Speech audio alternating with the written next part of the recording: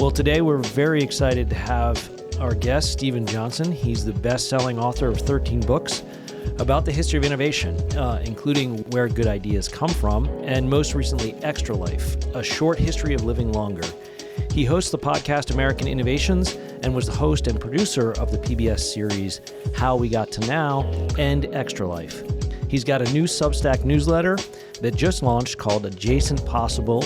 You can sign up at adjacentpossible.substack.com, and I highly recommend it. Already in its launch, it's growing very quickly and has incredible content that I think anybody listening to this podcast would be interested in. So, Steven, thanks for being here. Can you tell us a little bit about the Adjacent Possible? What is it?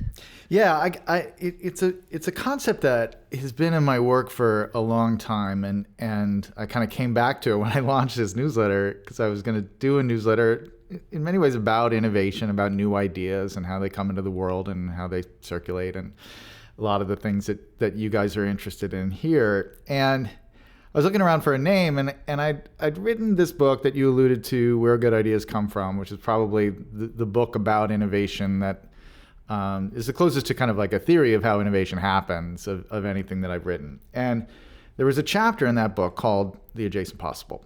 And that book came out about 10 or 12 years ago.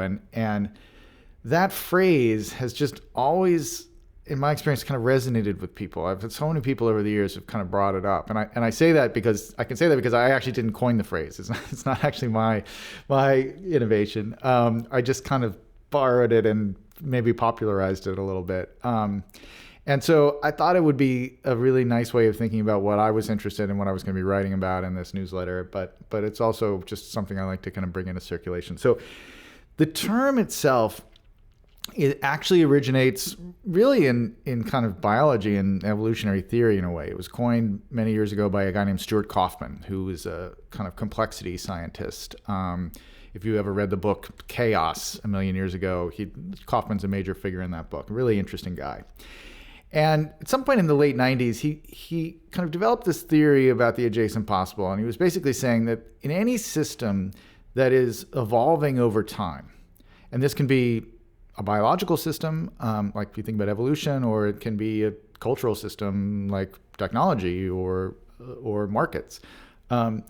As the system evolves, at any given moment in that history, there's a kind of a finite set of ways that it can be changed or transformed, and a much larger set of ways that it can't be changed yet. And the ways that it can be transformed, that's the adjacent possible at that particular moment in time. So the metaphor I always use to describe this is like, imagine a chessboard. Okay, you play a game of chess. Halfway through the game, you pause and you look down at the board. And given the configuration of the pieces on the board and given the rules of chess, there's a certain set of moves that you can make at that point in the game. That's the adjacent possible at that moment in time in the game. There's a much larger set of moves that you can't make given the rules of chess.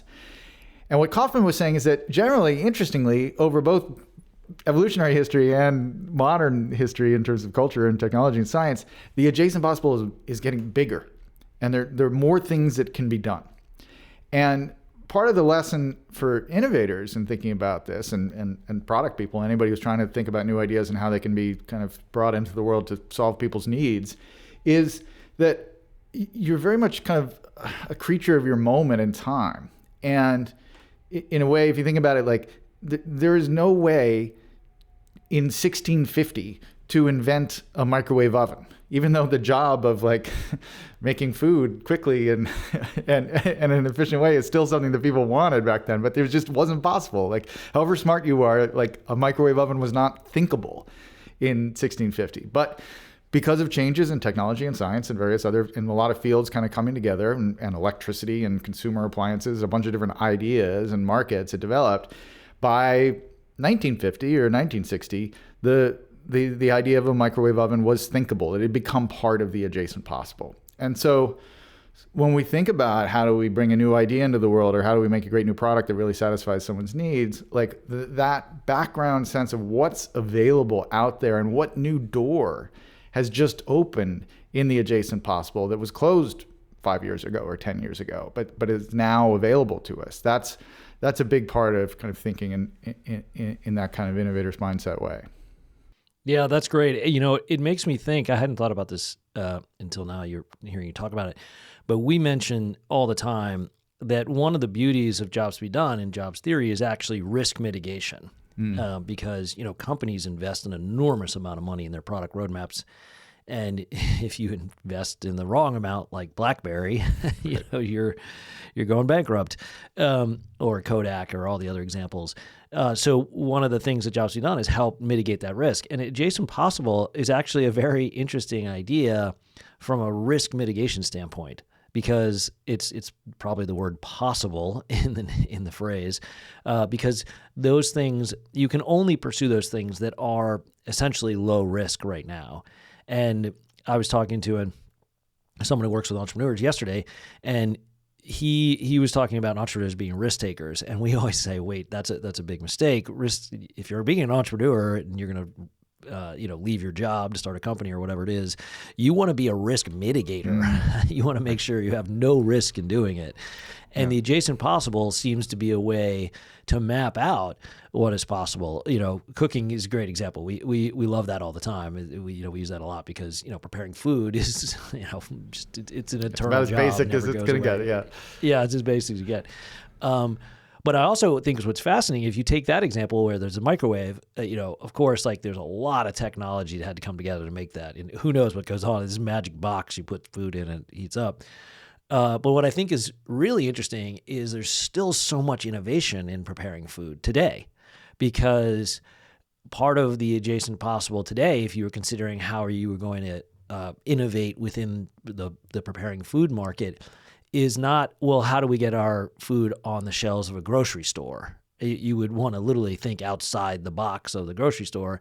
And now that we have, you know, very efficient supply chains, or at least most of the time, that you can ship food and you have the ability to store it and keep it cold and have it arrive. And, you know, I love all these new products. The Brava is this one that uses light in a new way to heat food. The other one that's Tavola, which is this, you know, the food comes ready to prepare and you just put it in the steam oven for, you know, 15, 20 minutes and it's ready. It's full meal, no prepping. And those things I think are really great because, you know, microwave, one of the things about obviously microwave food is not the greatest and sometimes not the healthiest. But I think that's really fascinating. It really becomes a risk mitigation system. And how do you think, Stephen, that, you know, people should think about this in relationship to technology? Because obviously, you know, we work with a lot of companies that are, you know, they think of themselves as a technology company. Maybe they shouldn't, but, you know, that's their core. How does this relate to, you know, how do you figure out which technologies could be useful?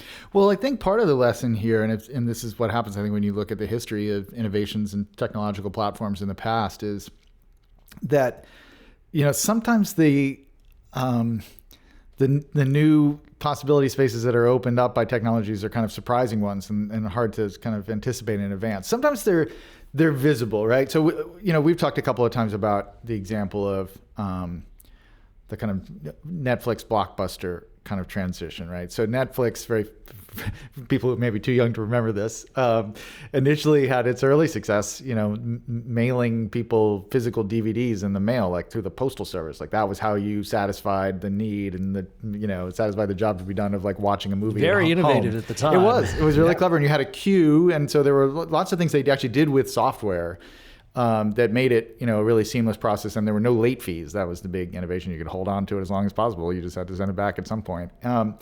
But they realized, and to their great credit, they realized kind of early on that this was not how people were going to be watching movies. That streaming was going to become an inevitable part of this because people were going to get high-speed internet connections, and the overall infrastructure of the internet was going to be able to support streaming HD movies and now 4K movies and all that.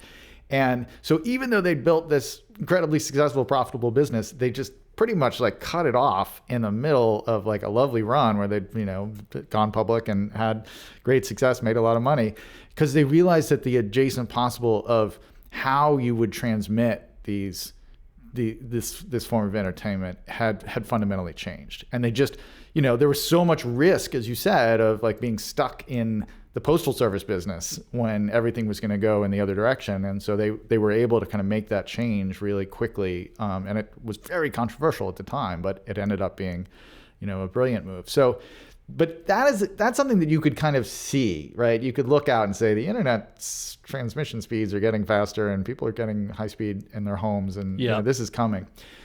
But I think that the maybe more interesting part of this is developments that are harder to predict. Like in the newsletter, I retold this story that was actually in How We Got to Now, the show and book that you mentioned earlier, which is a really great story from the history of innovations, which is a story about this late 19th century kind of physics professor named Charles Boyes, who is trying to make a kind of a very thin piece of glass to use to develop a kind of a measuring device, which is one of the things he specialized in.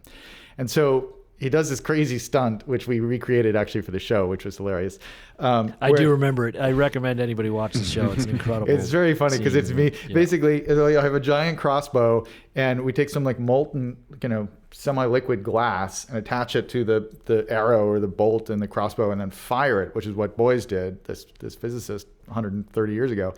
And it's intrinsically just very funny in the show because anytime I handle a large weapon, it's very funny because I just am the last person to do this at all, But so he fired this thing and it produced this incredibly thin strand of glass, and a glass fiber was like kind of the first glass fiber, and it turned out to be remarkably strong. And so glass had been around obviously as an important material in the modern world for a long time, but it was mostly because of its kind of transparency that it was interesting. But this thing was strong. And so the first thing that happened is that people began creating things out of fiberglass. So suddenly they were making boats out of fiberglass and helmets out of fiberglass and things like that. But down the line, those glass fibers, when you combine them with another technology that was developed 60 or 70 years later, lasers, and you thought about light as being something that could transmit information in the forms of zeros and ones, suddenly people were like, oh, we can take those glass fibers and we can shoot lasers down with these little pulses of light that will signal information. And suddenly we could connect the world at the speed of light with data. And that opened just a vast new space of possibility that didn't exist before. And in fact, ultimately made something like Netflix possible, right? You had all this fiber optic cables, you could send movies through them. But this is kind of what I mean about the unpredictable nature of the adjacent possible, because if you had told Charles Boyes in 1890 that glass fiber you just created is going to be incredibly useful for sending movies to people all around the world, he would have said, that's ridiculous. I'm just trying to make a measuring device here. It has nothing to do with information. Yeah. And yet it turned out to be incredibly central to that, to exactly that kind of objective.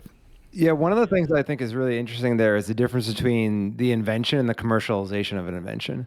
So you've got the idea that, we could use fiber optics to send light, which somebody then figures out could be used to send information. And then by the time Netflix uses it to stream movies, it's suddenly controversial that you might use it for that. And the question is why? Like, why would you have that big question when, with the benefit of hindsight, we can say, oh, well, it's all going that way anyways. And I think it has something to do with that, the conflict in commercialization, where you've got this great business going on the one hand, but then you've got to take a risk to invest in this new infrastructure and this new technology, which you think may be better in the long run, but it's a change, and that change is going to cost money. And what we hope to do through Jobs to Be Done, and as you were talking about it, I was thinking about this, is make it obvious that change is the right thing to do. So if you think about that job of, watch an entertaining movie in my home, I was remembering how you reminded me, you've got the software queue, right? You've got the website that you go to with your queue on Netflix, and here's the thing I want to watch. I'm so excited about this. And you click send it to me, and then days later it shows up. Well, when you think about the job steps, we're always talking about you want the job steps to happen faster and more accurately. Now, if somebody came to you and said, now, instead of clicking what you want to watch and then waiting days, what if it happened instantly? Yeah. You'd be like, of course I want that. That's so much obviously better. Like, how would I ever say no? It's far faster and more accurate. And so I think what's interesting is that that difficulty of figuring out, a technology can do this. And then I think if you can apply jobs to be done to that moment to show, look, this is obviously better, and it's definitely worth going through the exercise of investing more. I think it's a nice marriage of two concepts. Yeah, and I think let me add something there, just because I think this is a great discussion. It's making me think that the adjacent possible is also very valuable for competitive analysis. And Stephen, the example you gave, I think, is a great example of what companies actually don't do. They don't think, how can we compete with ourselves? Because Netflix basically said, let's compete with ourselves, right? I mean, literally, let's create a whole different business. If you were a Wall Street analyst, it would look like you became a totally different company. And that's incredibly important because, as Jared was saying, you need to separate invention, which is just a pure technology discovery of something that, given the laws of physics, we've never done before, from innovation, which is that commercialization aspect. So the adjacent possible enables you to stay customer focused, which is really what product teams are, in companies today. They at least give lip service to being customer focused, but at its core, it really makes sense that you should be customer focused, because if you think you should just continue selling film, right. or keyboard devices or whatever, you're going to go out of business, because your customers don't care about your technology. They care about getting their job done. And so I think this wraps back into jobs to be done very nicely, because as Jared's mentioned, we measure everything by speed and accuracy. So if you're looking at something that's in the adjacent possible and you're saying, well, okay, that thing's interesting, should we investigate it as something that would be valuable to our customers? You have to do that exact analysis, which Jared was just saying. Is it going to be faster and more accurate? Do I have to walk to a store and get a movie to rent, or do I have to just get it mailed to me? Or what if I just click play and instantly I watch that movie? Yeah. Obviously, that is the way the market's going to go. Yeah. And I think what's so valuable about the adjacent possible, and why I really do think people should sign up for Stephen's Substack, because it's just it's constantly focused on it is about all this type of thinking. And it applies to risk mitigation within your product roadmap. It applies to competitive analysis, and where ultimately as a company should you make that investment decision? Do you want to be BlackBerry or Netflix, right? BlackBerry said, we're going to keep making keyboard devices, and Netflix said, we're going to reinvent our business to go to the adjacent possible, and one of them succeeded, the other didn't. Well, BlackBerry's a really interesting example of thinking about where you started, which was companies really being willing to compete with themselves when something in the overall landscape has changed, when like a fundamental change has come, like high-speed internet, whatever. And so you think about BlackBerry, like, okay, the touch interface of the phone ultimately ended up being a BlackBerry killer because they stuck with the keyboard kind of model. But you know what also the iPhone killed? The iPod. Right. Yes. Apple was willing, they knew that the future was headed towards a single unified computing device that would be able to simulate a music player and a million other things. And that was going to destroy dedicated music players. And yet here you have this company that literally almost died. And the thing that brought it back to life was this little iPod device, a dedicated music player. And they were just like, you know what, we're going to go ahead and shoot that because we know where the future is going. And we're fine with shooting the iPod because the iPhone is going to be so much bigger than that. But it does take a lot of courage, I suppose. Yeah, well, I think you're right. Courage is such a great word for it. So there's a few things I love about that story.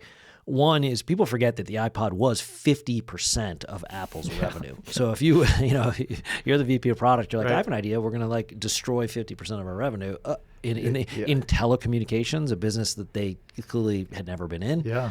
That seems insane. And the other thing that they did, which is, other people have written about this too, that people try and copy Apple's products. They don't try and copy the company.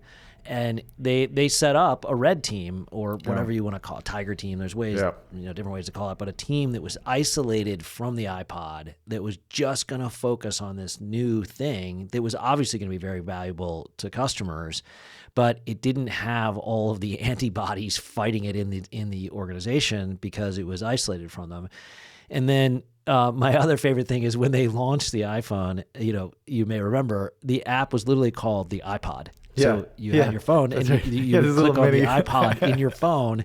They eventually obviously changed it to music. Yeah, that's funny. I forgot that. They actually destroyed. We shrunk the iPod and we put it on the screen here. Yeah, well, right. There's another story actually that Stephen Levy tells. A wonderful writer about Apple and now technology in general. Written a bunch of great books about tech, and he tells the story about interviewing Jobs, Steve Jobs, right after the revamped or the first iMac came out. The kind of translucent, colorful ones. That was the first thing that started to turn Apple around. And Levy was talking to Jobs and he was like, well, this is a nice looking machine, but like, this isn't really fundamentally going to change anything, is it? I mean, like maybe it'll make Apple, slightly profitable now, which will be great, but is this really a game changer? And he's like, Jobs apparently said, no, what we're doing is just stabilizing. And then we're just waiting because there's going to be another major seismic shift in the technology. Something's going to come along. And if I've got the right team, and if I understand like my end users and what they want to do, as soon as that sea change comes in terms of what the underlying tech is capable of, we're going to jump on that. And that is, he didn't use that language, but that is, we're just going to wait for the adjacent possible to open up a new door. And if we've got the right team, we understand our market and what our consumers actually really need and what they want to do, we're going to be able to create something new and we're going to be able to do it better than anybody else. And that was first the iPod, and then it became the iPhone. Yeah, that's so great. I mean, that is literally waiting for the adjacent possible. And that's why I'm such a big fan of your work, obviously, and I do recommend everybody, read your books and sign up for the Substack. But the reason I think it's so important to just have these conversations with people like you who have so much knowledge about the history of this stuff, because you're partially a historian too, looking at all these things and how they happened over time. And I think that's really, in the language of kind of Silicon Valley these days, it's pattern recognition, right? You're trying to say, can I get really good? Kind of in the same way if you study music, you listen over and over again to major and minor chords. Eventually, you like pick up on those patterns. You're like, oh, that's a major and a minor chord. And that's the same thing for innovators and product teams, is like to be able to figure out if the adjacent possible, because this stuff is not easy. I mean, we can all look back and tell these stories, but we're really trying to help people figure out what's going forward in the future. Yeah. And I think to get that kind of pattern recognition, just the stories you tell in your books and obviously your television shows, but also now just in the adjacent possible, your Substack, those things, that's the muscle memory. That is the doing the scales every day that you need, which is why it's so important if you really are on a product team and you really want to be better at innovating, to have this kind of recognition. And the thing that I think is interesting about adjacent possible as well is what we always call related jobs. Which are, some basic examples. If you're in the diaper business and you're looking at parents, well, parents also need to get a baby to sleep through the night. So, that would be related to the business you're in. And do you think that is a good way to think about the adjacent possible as well? Because we would define those as kind of related markets, since we define a job as a market. Does that fit into the adjacent possible framework? Yeah, it does. In two different ways, I would say. I can give you kind of two quick examples of how it relates. So one is, it's almost like there's kind of a metaphor that, this other job is kind of like the job I'm doing, so I can learn something in a kind of abstract way. There's not a direct kind of technology transfer, but it's similar enough that you can do it. So for instance, I once heard this story. It was a great story. I went and gave a speech for General Foods or General Mills or whatever it is, the people who make cereals. And they had a partnership with a bunch of other kind of Minnesota-based companies where they had a kind of a shared. There were companies that were in different fields. They weren't necessarily in the same field. They were just geographically near each other. And they had a kind of shared idea board where people could kind of post questions and things like that. And they told me this great story about somebody was working on fruit roll-ups, the little food for kids where it's like plastic stuck with the kind of pressed fruit and you peel it off and eat it, whatever. And they were stuck because they couldn't, literally stuck, like the fruit kept getting stuck to the plastic. And so it was really hard to eat because you couldn't get the plastic off of it. And so somebody posted that to the shared board, and someone at 3M, the like office supply company, was like sticky but not too sticky. That's post-it notes. Like that's our, like we made $1 billion on sticky but not too sticky. Like we know how to do that. And so they had this, there was like it was a related job. One was food and one was like, sticking things on your, whiteboard or in your book that you're reading. But there was a shared phenomena there that was useful. So that's an argument for like keeping your eyes on other fields in that way. But the other side of the adjacent possible that was one of my favorite, going back in history, actually, it's one of my favorite stories from where good ideas come from. Think about arguably the other biggest invention in information technology next to the internet, the printing press. So Gutenberg, when he was inventing the printing press, he had done all this very pioneering work with metallurgy and inks and everything like that to, kind of figure out how to set type and all that stuff. But he didn't have technically he didn't have a pressing mechanism. He wasn't sure how he could like actually create a way where he could imprint the type and the inks onto the page. And so he was kind of stuck. And he ended up going just to take a break. He went to like a vineyard and like was drinking some wine, and it turned out that there was this technology, the screw press, that had been invented actually many centuries before by winemakers to press grapes. And he watched them doing this and he was like, well, wait a second, that's exactly what I need. And so he basically borrowed this device, that had been designed to, fulfill the job of manufacturing wine, and ported it over and put it into a new context and turned it into a device for making Bibles. And that's the kind of thing where there's almost sometimes direct technology transfer, where you can literally take the device and just put it to use in your new contraption, whatever you're working on. And so that's an argument for, having, keeping your eye on different fields, different adjacent fields to your own, and not just being kind of stuck in your own silo of your own business and your own industry, but having, a bunch of kind of peripheral kind of leads into other fields. Yeah, I want to pick up on a nuance of the story just told about the printing press that I think would be easy to overlook if you didn't have the right lens on the story, which is that Gutenberg had a really, really clear and constrained problem in mind when he went to see that wine press. And if you don't have that, then the double-edged sword of this keeping your eye on fields and the new technology developments is what we call in product management the shiny object syndrome, where everything out there is so exciting, and then you go and throw it at the technologist and the team and say, figure out how to use augmented reality, figure out how to use crypto, figure out how to apply this to our business. And you just think that like slapping the technology onto your business is going to create some great unlocking of growth. But the key is to know very precisely what problem you're trying to solve, either with the functionality of your own product or the customer's problem, even better. That way, when you're scanning that landscape for new technological developments, you know what to apply and how to apply it effectively. And I think that was inherent in your story, but can easily be missed. Yeah, that's a great point. Yeah. Sorry, and I was going to say, yeah, I definitely agree with that. And I think what's fascinating also, and again, why it's so important to just, always be learning more about the actual stories of what happened and the way they happened, because they're never the way we tell the stories, right? We tell the stories. Steve Jobs, a genius, he sat down one day, invented the iPhone, Of course, it never happens that way. And that's why when you get these stories like Gutenberg, which I think is great, because I didn't know that either. And again, a great reason to sign up for your Substack. You just like get more of these incredible stories from Stephen, who is just such an expert on this stuff, because that story is much more interesting if you are trying to innovate today. Because if what's in your head is I need to be a Gutenberg type innovator where I need to sit down and come up with this incredible product that's just going to start like flying off the shelves or, spreading virally on the internet is the way we would say it today. That's just not the way it happens.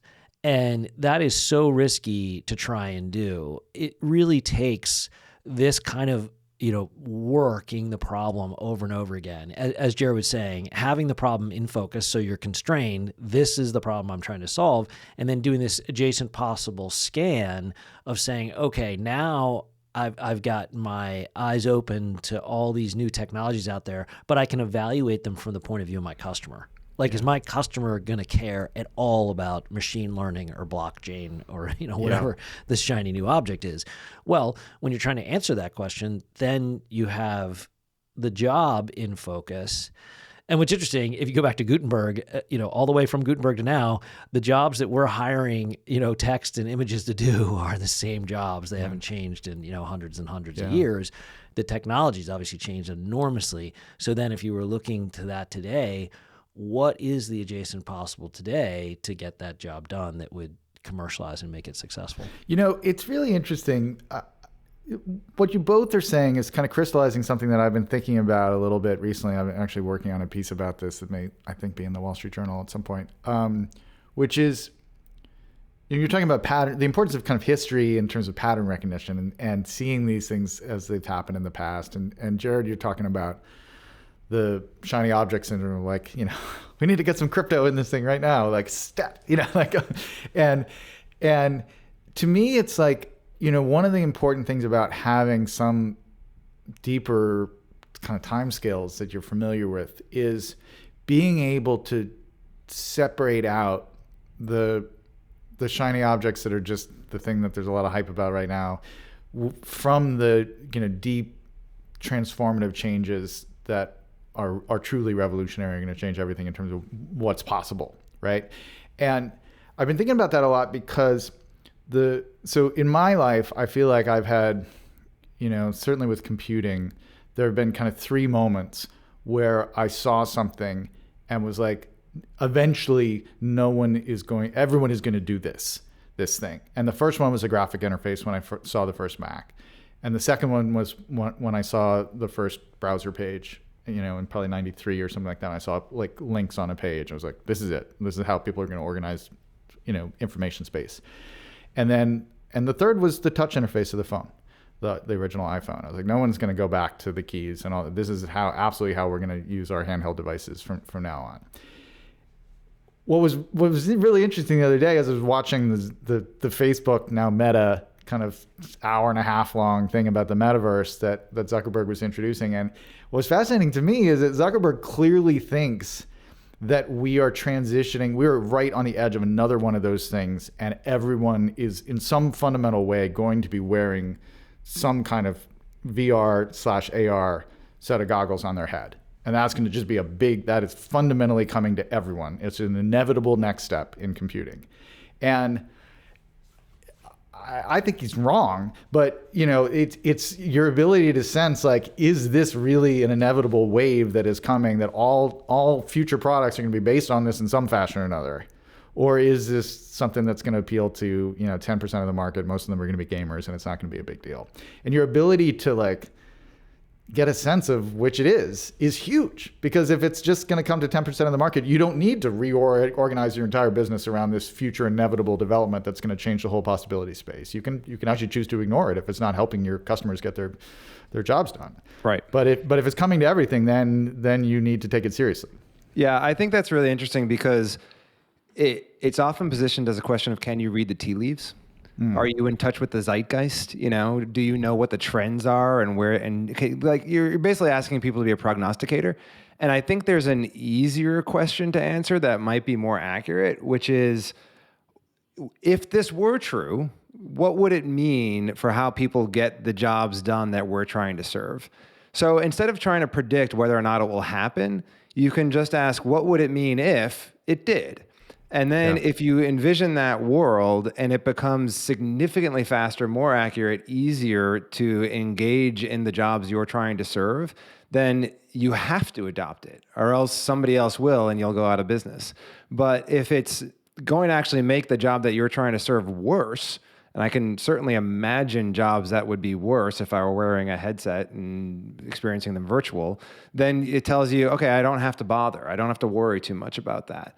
And so I just that makes me really comfortable, because I don't know that I'm terribly in touch with trends and zeitgeists, but I can analyze a very straight, particular goal and a specific goal. So instead of, as a PM, you don't need to ask, is this going to change everything? You need to ask, is this going to change my job that I'm focused on, right? Yep. The job that I want my customers to be able to do better. Yeah, I think that's a great way to walk through kind of adjacent possible analysis, if we can say it that way. That we're inventing a whole new field here. This is fantastic. I know, it's amazing.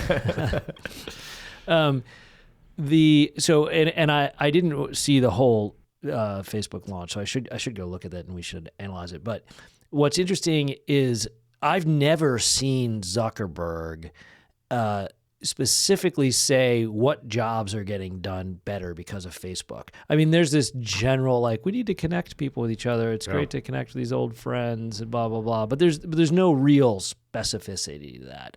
And it does, I think one of the problems with Facebook is the job they think they're getting done is keep people on Facebook. So that's a whole other discussion, but their algorithms, everything they're doing is just, it's not helping humanity, but it's keeping you on Facebook all day long, right? Because you get addicted to it. So I think the question is, in this metaverse, these 3D virtual worlds, what, as Jared's saying, what is a specific job that gets done? And there may be lots. Remote surgery is obviously one of the ones that people talked about, very practical, if you get the best doctor, but they're 3,000 miles away, through some sort of three-dimensional, operating room, they can help you. There could be educational, benefits. Clearly gaming might be, a great experience. But what I think the other thing you have to factor in is what we call consumption jobs, which I don't think are as relevant to the adjacent possible, because consumption jobs are just generally how do you use the product, not what is the product being used for, but literally how do you interface with it, how do you learn to use it, how do you turn it on, how do you create an account, how do you purchase it, all those things are about consuming the product. And I'll have a funny story. So I bought one of the whatever they call it, goggle things to play Flight Simulator. I don't think it was the other one. The Quest, something like that. Yeah. Or something like that. Okay, right. No, this is one even before those. I see. Where you had to set up these tracking things on like a tripod as well. You couldn't just do it in the goggles itself, right? So the consumption experience that was so horrible. I finally did after like hours get it working. Mostly because I like flying. I'm a pilot, and I wanted my kids to have some flying experience with less danger than actually trying to fly a plane with them. And it was just so terrible. I mean, literally, I couldn't do it. After I didn't do it for a couple months, I tried to turn the thing back on. It didn't work. And those are really important too. So if something like a new technology is going to help get a job done, it also has to have incredible consumption jobs, meaning it has to be very easy to learn to use, maintain, purchase, etc. And I've mentioned this before in other conversations about the iPhone. It's incredible that you have a tiny supercomputer in your pocket. It literally comes with no manual. Yeah, it is true. I mean, Stephen, you and I are old enough, and Jared, you're getting up there. But like the days of buying a piece of technology, like without a manual, the whole thing you did when you got some new thing was like, okay, open the manual and read through pages and pages of how to use the thing. And it is interesting to see, like, if you buy a new the way. I mean, Apple just decided, let's just make the product manual free because it's so intuitive to use, but you still buy other kinds of consumer electronics. Like if you buy a TV, like the manual could have been made in 1985. Like it's got 17 languages and got all this. It's just explained horribly, and it's like, reinvent the experience of like actually how you tell people how to use your product is just as part of it.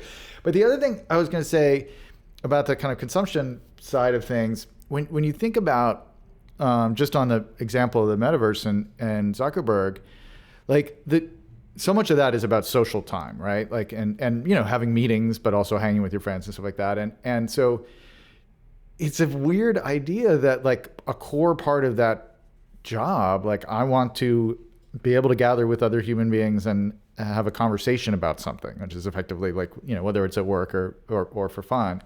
And Zuckerberg's kind of assumption is that the existing version of that right now, there isn't enough technology between you and the other people. So it's like, it needs more mediation, right? Like, let's make sure that we have like a big thing on our head and no one can see anybody's faces but you'll be able to be a animated dragon. So that'll be fantastic. That's what people want. And it's kind of like, I don't think they want that. I think they want just an incredibly good Zoom, where the audio is perfect and the image is HD and there's no lag, and, they can really see people's facial expressions because that's what they want to interact as human beings. And the more, goggles you put on, the harder it is to do that. So it's literally going against the actual grain of the core job itself, I would think, to make a bet on that. That makes me think that's a great, and this I think is again a great way to use adjacent possible to analyze these. If you're on a product team, like how would you figure this out? Well, one thing I think is interesting. So let's say you're just using this in a business context. So you're trying to create an alternative to Zoom that enabled people to have better meetings, right? More efficient meetings.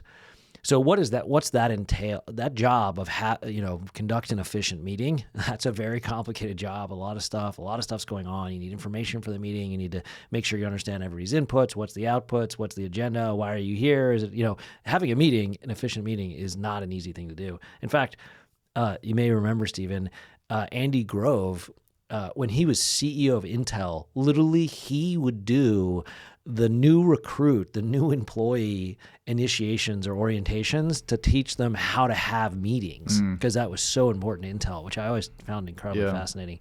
So if you were to analyze this and say, well, is Facebook's new Meta product going to help me have meetings?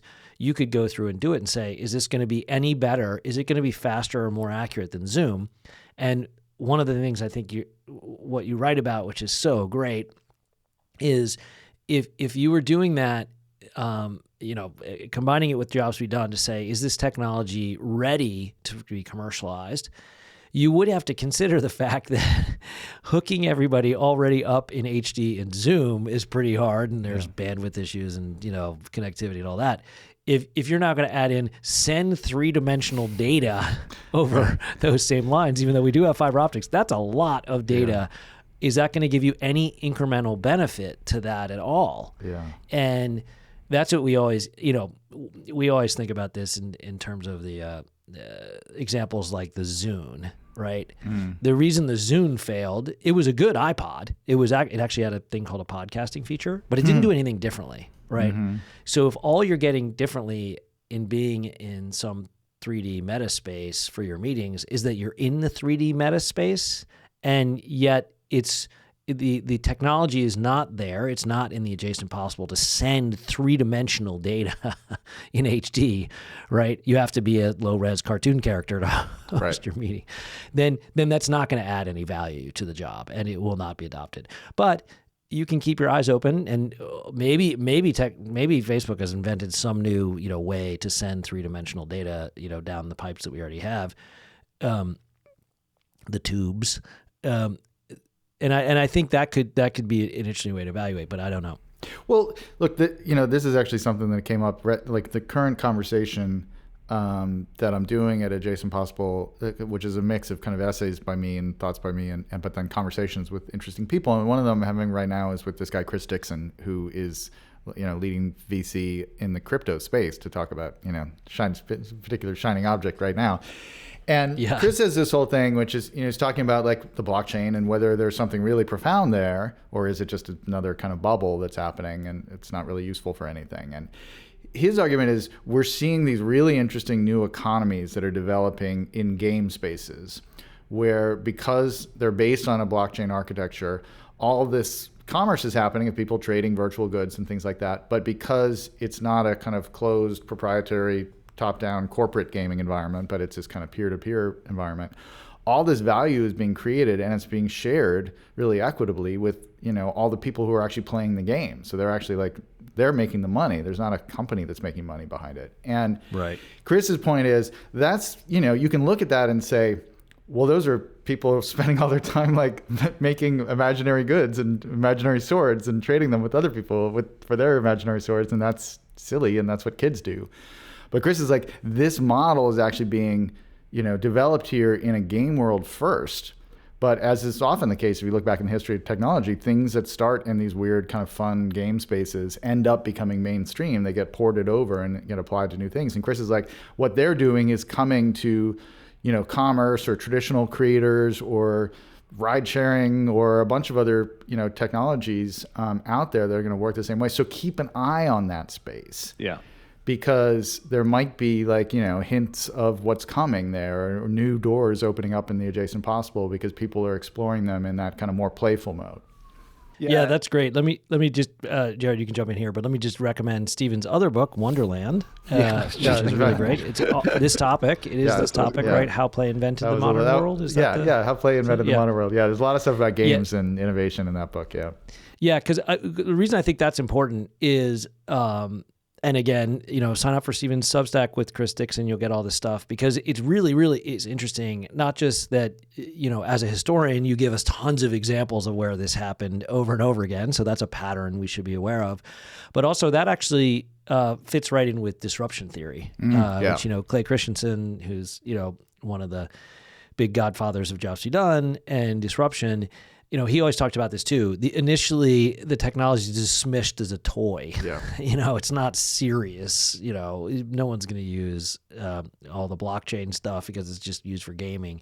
But then that's how it actually gets more mature and then takes over the mature markets. It gets dismissed initially, but then becomes the dominant force. So again, more interesting pattern recognition that if you're on a product team and you want to learn more, this is valuable stuff.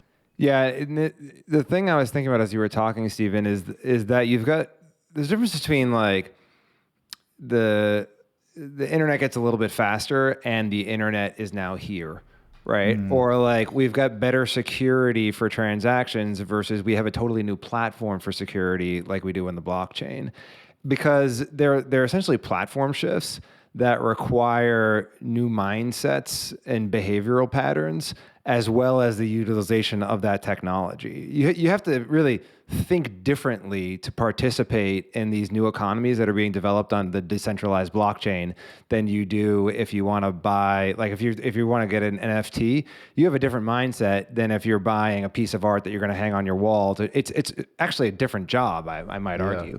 And so the play investigation is so interesting because the stakes are lower there and people are being more adventurous with their play. So they're more ready to behave differently. They're more ready to explore different mindsets. And then you can see you can analyze those behavioral patterns to see, is that changing the adjacent possible in my market, where maybe the stakes are higher and it's just harder to explore. It's funny that I mentioned this in the interview with Chris Dixon, that this whole conversation actually came out of this thing that happened this summer when my then 18-year-old son, I don't know, I guess 19-year-old son came down one morning and was like, all right, Dad, I'm investing in a virtual NFT racehorse. and I was like, I literally thought to myself, I was like, is this the point where I just stop trying to figure out what the new technology is happening with the kids? I'm 53.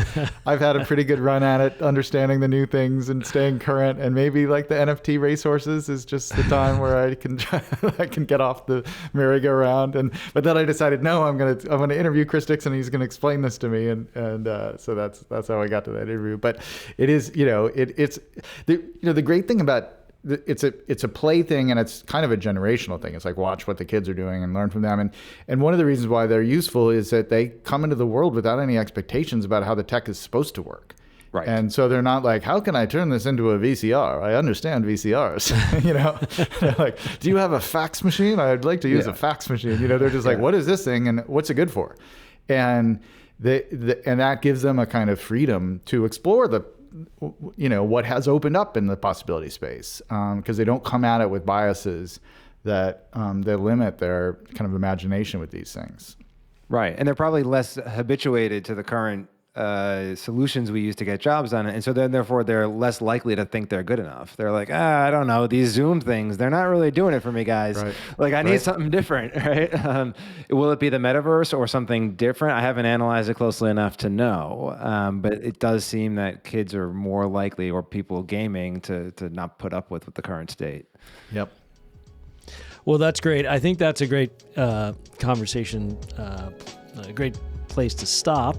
And I will say, I'll recommend again that everybody sign up for Steven's newsletter at adjacentpossible.com and check out his It's books Jason and TV Possible shows. Substack. Oh, yes. jasonpossible.substack.com. I have not gotten the URL yet for There we go. jasonpossible.com. Yes, want to get that right. And you can follow Steven on Twitter at Stephen Berlin Johnson. No, it's Stephen. That's right. At Stephen B. Johnson. At Steve, I have all these wrong. I'm so sorry.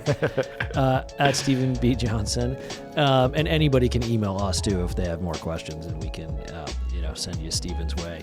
But Stephen, thank you so much for being here. I think this is really valuable for anybody interested in products and innovation to follow you and learn more about all of your incredible history of innovation. Thank you for having me. It's so cool to kind of connect these ideas to the stuff that you guys do, which is so fascinating too. So I'm really honored to be here.